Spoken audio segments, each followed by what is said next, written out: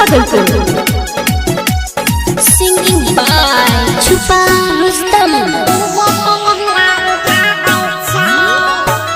बारे चले जरा लाइट भैया, बारे चले बारे चले जरा लाइट भैया, छोड़िया ने माहौल बनावे छै। अपने से डीजे के वॉल्यूम बढ़ा के डीजे पे कामड़ हिलावे छै। अपने पसंद के गाना बजा के डीजे पे ठुमका लगावे छै। मारे चले जरा लाइट भैया, मारे चले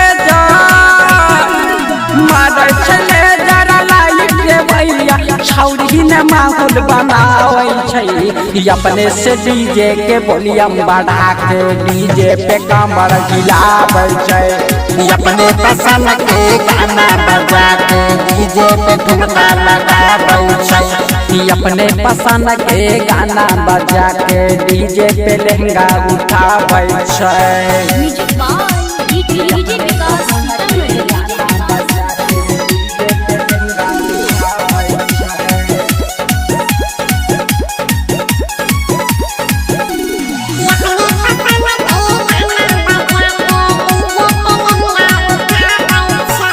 कोठा में लागल कानों में बाली, अपन जवानी दिखावे छै।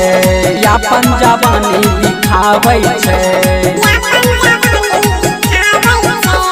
देखी के लीला हिलबै छै जिला, मामला समझ में नहीं आवे छै। मामला समझ में नहीं आवे छै।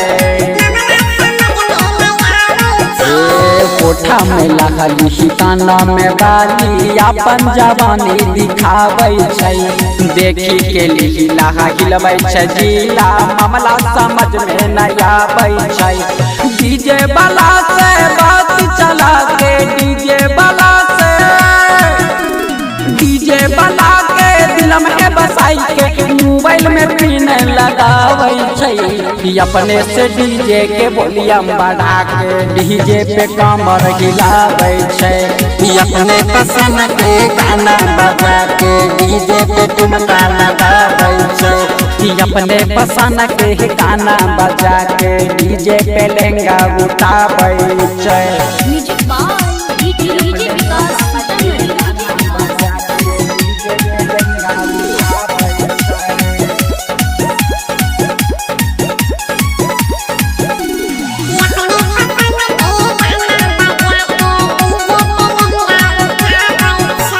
लागल छै भीड़ बरतिया के छौड़ा, सरतिया के मूड गरमावे छै। सरतिया के मूड गरमावे छै।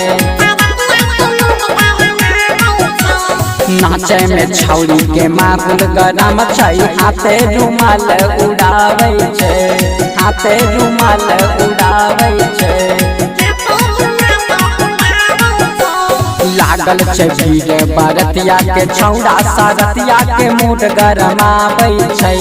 नाचे में छौरी के माहौल गरम छै। हाथे रुमाल उड़ावे छै।